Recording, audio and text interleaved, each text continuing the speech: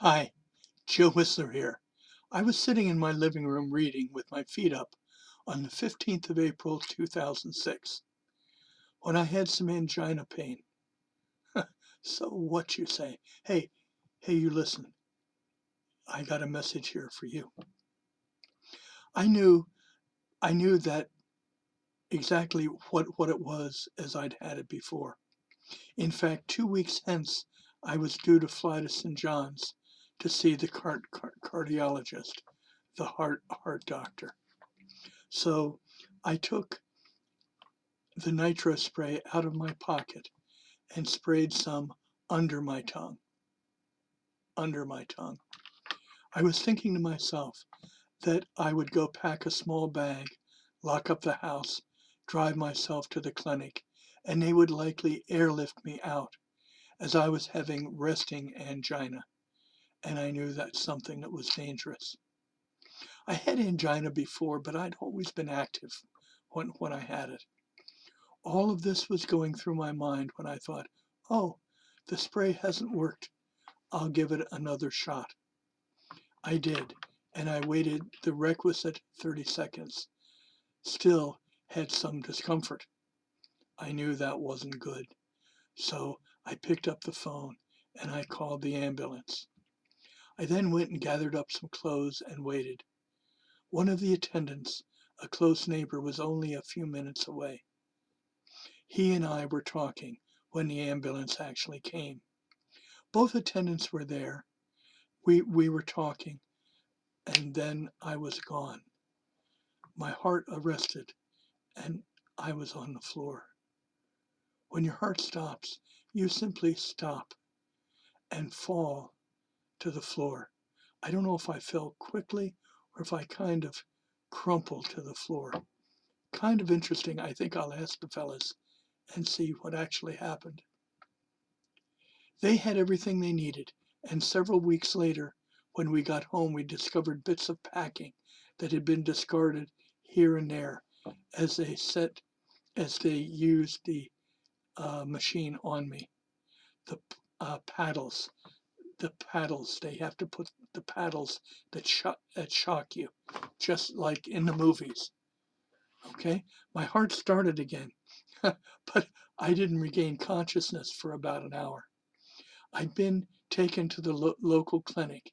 I woke up shortly before being taken out of the building to be airlifted to St. John's for treatment.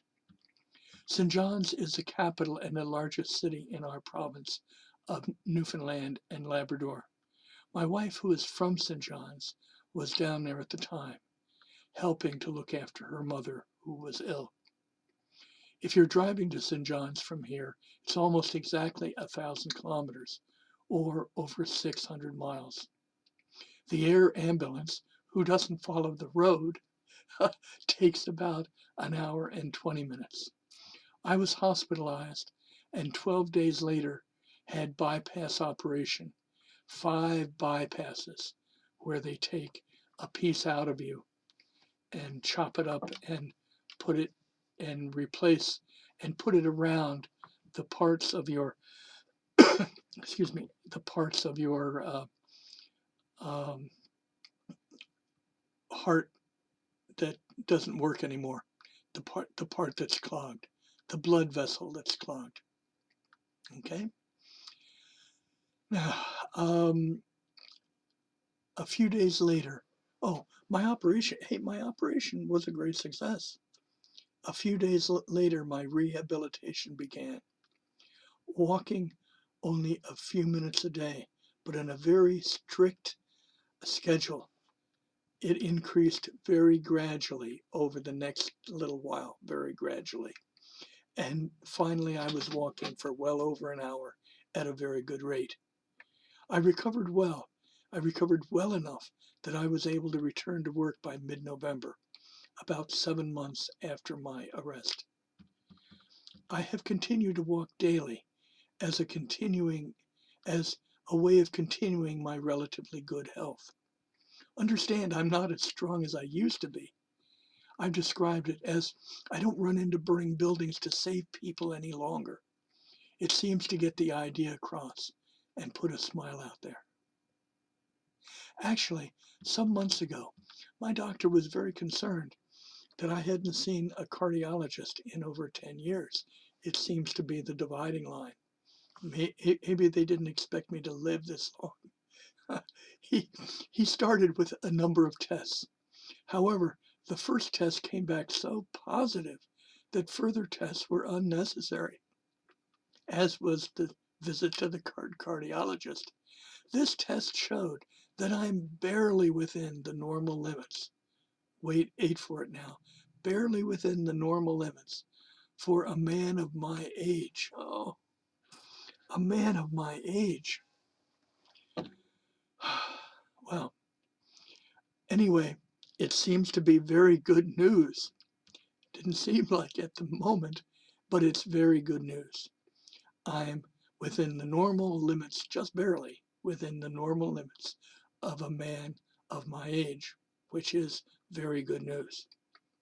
So my message to you, the big message to you, watch your cholesterol, watch your weight, which I've never been entirely successful with, and exercise regularly throughout your life. Don't wait like I did and only exercise as a younger person. I exercised as a younger person, but it wasn't regularly. It was when it happened to be convenient. Don't do that. Put yourself first in that one little bit. 15, 20 minutes, half an hour a day. Do something. Do it as if your life depends on it, because it does. Remember, do it because your life depends upon it. Do that exercise regularly because your life depends upon it. Thanks.